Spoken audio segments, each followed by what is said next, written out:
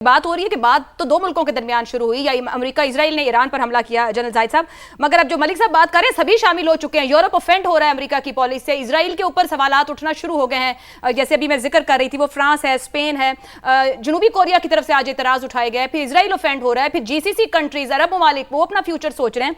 क्या global order 28 फरवरी से पहले वाला, या अमेरिका का जहां दिल करे वेनेजुएला का सदर उठा के ले जाऊं, ईरान पर हमला कर दूं, इजराइल को खुली छुट्टी है, जिधर मुंह करे उधर दिल करे उधर मुंह करके चला जाए। सो आपको लगता है 28 फरवरी से पहले वाली सिचुएशन दुनिया आने वाले महीनों में देखेगी, या एक रिस्ट्रेंट करना पड़ेगा अमेरिका को? देखिए, दो तीन कंक्लूजन्स हैं जी। एक तो है कि वर्ल्ड इज इन डिसऑर्डर और इसने नए ऑर्डर में जाना है। नए सिक्योरिटी आर्किटेक्चर्स भी एस्टेब्लिश होंगे और नए अलायंसेस कह लें या कोलैबोरेशंस एंड कोऑपरेशन कह लें। Alliance is little larger in application, तो कोऑपरेशन और कोऑपरेटिव मोड में बहुत से ममालिक जाएंगे। इसराइल को मेरे ख्याल में जो इम्प्यूनिटी के साथ ढील दी गई और टेसिट अप्रूवल्स उनको हर illegal, illogical, cruel, genocidal operations की इजाजत दी गई by America, it is not being viewed well ji. और फिर स्ट्रेस कर रहे हैं प्रेसिडेंट अमेरिका जो है वो स्ट्रेस क्रिएट कर रहे हैं तमाम रीजन्स के अंदर। अभी जो नदीम मलिक साहब बात कर रहे हैं बिल्कुल ठीक कर रहे हैं। अभी जैसे हुर्मस का जो इशू है, ये एक ईरान और अमेरिका का इशू नहीं है, ये पूरा एक इसका इस्टेब्लिश करने पड़ेगा एक architecture by the GCC and all gulf countries, और इवन पाकिस्तान भी उसमें शामिल हो सकता है और होना चाहिए। कि इसकी स्टेबिलिटी इसमें कैसे लानी है। पहली चीज होती है स्टेबिलिटी, फिर होती है उसकी सिक्योरिटी, फिर आप उसके इकोनॉमिक बेनिफिट उसको आप यूजेबल रखेंगे तो तब, और ये तब भी होगा जब एक रीजनल एनवायरनमेंट इस्टेब्लिश होगी। दूसरी बात यह है कि ईरान को अपने जो पॉलिटिकल ऑब्जेक्टिव्स कह लें, आइडियोलॉजिकल ऑब्जेक्टिव्स कह लें, या जो भी बेसिस है, उसको भी थोड़ा सा अपना एटीट्यूड रिव्यू जरूर करना पड़ेगा towards the Arab states and Gulf countries. Iran, Arab states, GCC, Pakistan और भी Muslim countries including Turkiye and Egypt in Africa, इनको अब ये इकट्ठा होना पड़ेगा to stop the expansionist design, ideological design जो है। हमें तो हिंदू जायनिज्म से थ्रेट है, उधर ज्यूइश जायनिज्म की जो थ्रेट है, ये किसी के खिलाफ नहीं होगा। ये अपनी स्टेबिलिटी, अपनी सिक्योरिटी को इंश्योर करेंगे। जब तक आप वो नहीं करेंगे तो खित्ते के अपने लोगों की आप वेल बीइंग सोच भी नहीं सकते। Throughout in our lifetime हमने इस रीजन को कॉन्फ्लिक्ट में देखा है, इसको वॉर लड़ते देखा है, इसको प्रोग्रेस, कलेक्टिव प्रोग्रेस तो करने नहीं दी। इंट्रा अरब कंटेस्टेशन रही, एक्सटर्नल आ गई, या अफगानिस्तान में जंग शुरू की, आपने ट्रिप किया और साथ ही इराक का आपने खोल दिया। इराक को कल सपोर्ट कर रहे थे, जब इराक के खिलाफ ऑपरेशन गए तो ईरान को आपने छोड़ दिया। और जितना भी क्यास है Ayesha, I have no doubt in my mind this chaos is all controlled chaos. तो कहने का मकसद यह है कि जब तक आप कोऑपरेटिव मोड में नहीं जाएंगे, कोलैबोरेशंस नहीं करेंगे। जनरल जाहिद साहब, आपकी गुफ्तगू से एक सवाल जहन में आता है। आपने इब्तिदा में नए सिक्योरिटी आर्किटेक्चर की बात की और अब आपने कहा कंट्रोल्ड केओस है, कभी इराक में है, कभी ईरान में है, कभी किसी और मिडिल ईस्टर्न कंट्रीज में, फिर कुछ कंट्रीज ट्रस्ट करती हैं for their security on United states. इस वक्त जो सिचुएशन है, एक अदम एतमाद खुद जीसीसी कंट्रीज के दरमियान मौजूद है। अरब ममालिक एक दूसरे के साथ थोड़ा सा एक परेशानी की सूरत के अंदर है। शायद वो फ्यूचर के तौर पर अपने सिक्योरिटी आर्किटेक्चर को देखेंगे, क्या हमें रीडिजाइन करने की जरूरत है। आपके ख्याल में अरब ममालिक में जो कंट्रीज अमेरिकी सिक्योरिटी पर बहुत इन्हिसार किए हुए हैं इस पूरी जंग की सूरत हाल के बाद, क्या वो भी एक मुख्तलिफ अंदाज में सोच रहे हैं? क्या इन जीसीसी कंट्रीज का भी सिक्योरिटी आर्किटेक्चर मुख्तलिफ होगा, या वो समझेंगे कि कुछ तब्दीली की जरूरत है? सोच तो आयशा, सोच तो डेवलप हुई है और निकल रही है, बट इसको इंप्लीमेंट होते हुए 7-8 साल लगेंगे।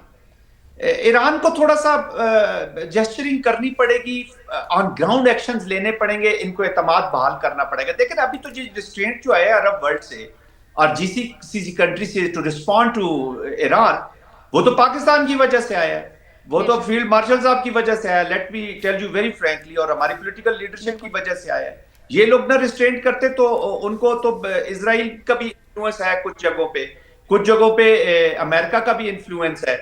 तो आई मीन कि ये रिस्ट्रेंट पाकिस्तान की तरह, तो कंक्रीट कुछ स्टेप्स ऐसे लेने पड़ेंगे जहां पे कोई सीबीएम्स एस्टेब्लिश करनी पड़ेगी ताकि कॉन्फिडेंस बहाल हो जी।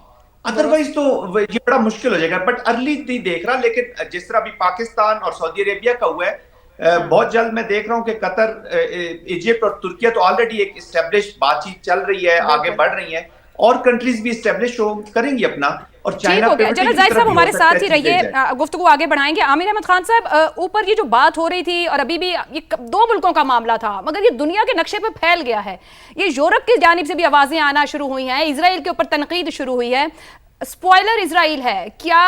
अब तक जो कुछ होता रहा है माजी से हट के, आने वाले वक्त में इजराइल को दुनिया उसी तरह ही देखेगी जिस तरीके से इस खित्ते से हम देख रहे हैं, या वो लोग जो कि पीस लविंग हैं वो देख रहे हैं? क्या अमेरिका रियलाइज कर पाएगा, या अभी भी, क्योंकि रिपोर्टेडली अमेरिकी आउटलेट्स के अंदर भी, पब्लिकेशंस के अंदर भी यही कहा जा रहा है कि नेतन्याहू कंट्रोल कर रहे हैं और ट्रंप मजबूर हैं, उस मजबूरी के साथ चल रहे हैं? ये चीजें बदलेंगी, रिवर्स होंगी?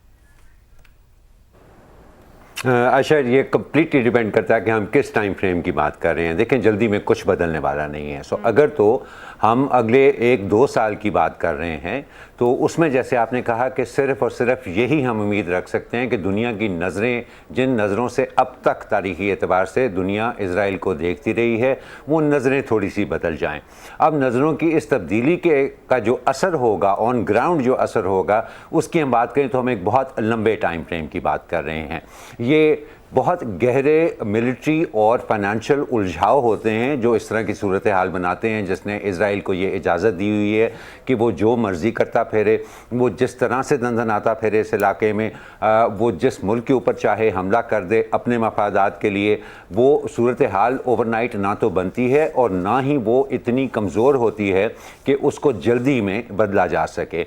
अगर तो हम मीडियम टर्म की बात करते हैं, फिर वहाँ पर हमें इशारे नज़र आना शुरू हो जाएंगे जब चंद यूरोपियन ममालिक जो हैं वो अपना फॉर एग्ज़ाम्पल जो उनकी डिफेंस की कोऑपरेशन है इज़राइल के साथ, वो उसमें बदतरीज कमी लाना शुरू कर देंगे। अभी आप देखेंगे क्या हुआ है कि फोक्सवैगन जो है उसने इज़राइल के आयरन डोम की पार्ट्स मैन्युफैक्चर करना शुरू कर दिए हैं। एक जर्मन कंपनी जो है उसने उसके आयरन डोम के पार्ट्स मैन्युफैक्चर करना शुरू कर दिए। तो फौरी तौर पर तो आप देखें कि जितना भी हम इज़राइल के इस तनाज़े के अंदर जो भी रोल देख रहे हैं, उसके फौरी असरात हमें नहीं नज़र आ रहे हैं।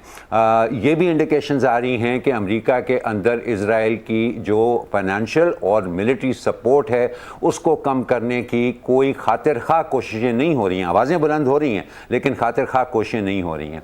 तो ये अगर आप लंबे टाइम फ्रेम की बात करें तो उसमें तो बहुत कुछ मुमकिन है। और ये हमारे सारे साथियों ने जो बात की है ना कि इस ग्लोबल ऑर्डर को अपने आप को रियलाइन तो करना ही है आयशा, लेकिन सवाल ये है कि उसको क्या टाइम फ्रेम दरकार है अपने आप को रियलाइन करने का, क्योंकि ये रीअलाइनमेंट जो क्वालिटेटिवली माजी की रीअलाइनमेंट से मुख्तलिफ होगी, उसमें बाइपोलैरिटी थी और उसके बाद यूनिपोलैरिटी आ गई।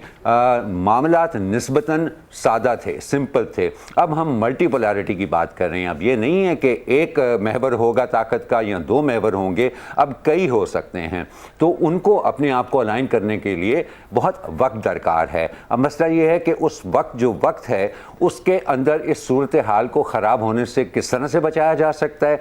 यही वजह है कि पाकिस्तान की इन कोशिशों की को इतनी अहमियत मिल रही है दुनिया की तरफ से, क्योंकि अगर ये जो लंबा टाइम फ्रेम दरकार है इस ग्लोबल ऑर्डर को अपने आप को री इन्वेंट करने के लिए, उसके अंदर ऑब्वियसली हर वक्त ये पॉसिबिलिटी है। इज़राइल के अगर पॉलिटिकल अज़ाइम अगर आप देखें तो उसकी वजह से हर वक्त ये पॉसिबिलिटी है कि हालात बहुत बिगड़ सकते हैं इससे पहले कि दुनिया इस मोड़ पे पहुंचे जहां पे एक नया ग्लोबल ऑर्डर मुस्तहकम अंदाज से इस दुनिया के अंदर कायम हो सके। बिल्कुल, आप सही फरमा रहे हैं। अब शाहिद अलवी साहब, एयर मार्शल रिटायर्ड, वो भी हमें ज्वाइन कर चुके हैं, उनको भी शामिल गुफ्तगू करते हैं। बहुत शुक्रिया शाहिद अलवी साहब। शाहिद साहब, जिस तरीके से ये बात हो रही है, ज़ाहिर है हम अगर ईरान को भी खास तौर पर देखें, आबना हुर्मुज़ की बात करें तो उसकी बंदिश से जो स्ट्रेटेजिक ताकत ईरान ने हासिल की, शायद वो ट्रंप एक्सपेक्ट नहीं कर रहे थे या ये उनकी मिस कैलकुलेशन थी। आप इस पर क्या राय रखते हैं?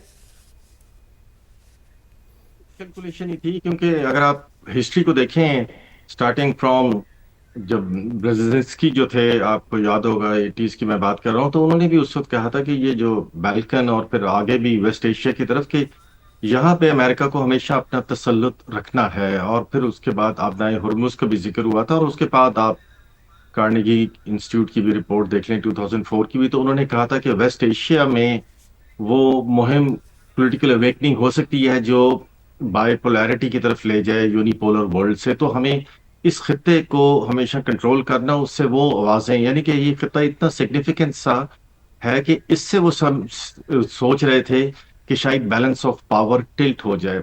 तो उसमें आपदाए हुर्मुज़ जो थी उसका भी बड़े वाज़ेह तौर पे जिक्र था। तो ऑब्वियसली ये एक बहुत एक ऐसी आर्टरी है अभी जो कि एक अब स्ट्रेटेजिक लेवर बन गई है, क्योंकि जैसे ही अमेरिका ने वेनेजुएला के जो लार्जेस्ट क्रूड रिजर्व है उन पे कब्जा किया, पनामा पे किया, तो नजर आना शुरू हो गया था चाइना को कि अगर यहाँ से थोड़ी सी भी रिस्ट्रिक्शन हुई तो उसकी ग्रोथ ट्रेजेक्टरी इफेक्ट होगी। तो इसीलिए फिर आप देखें कि चाइना ने जो सरप्राइज किया है, जो उसने F-35 को शूट किया है, जिसके पास बेस्ट प्रोटेक्शन सिस्टम है इन द वर्ल्ड, और या इवन बाकी जहाजों के भी आप जिक्र कर लें, तो वो ऐसे सिस्टम्स के साथ उसने उसको किया है कि जो अब स्टेट ऑफ द आर्ट हैं। तो ये स्टेट ऑफ द आर्ट उस लेवल के ऑब्वियसली ईरान तो नहीं बना सकता। तो इसका मतलब है इसको इसकी एक कोलैबोरेशन और कोऑपरेशन चल रही है। और वो क्यों चल रही है? ऑब्वियसली चाइना कभी भी नहीं चाहेगा कि हुर्मुज़ जो है ये अमेरिकन तसल्लुत में चली जाए। उसके लिए उनको जो कुछ भी करना पड़ा वो करेंगे, और उसका रिजल्ट हमने देख लिया है कि वो अब उसके पास नहीं आ रही। मैं अभी गुफ्तगू सुन रहा था जिसमें इसराइल का भी जिक्र आ रहा था। देखिए, ये पहली जंग है जिसमें इसराइल की वनरेबिलिटी दुनिया को नजर आई है, जो अब तक नजर नहीं आ रही थी 67 के बाद। और एक खौफ और दहशत के आलम में दुनिया थी, और स्पेशली वो खिता।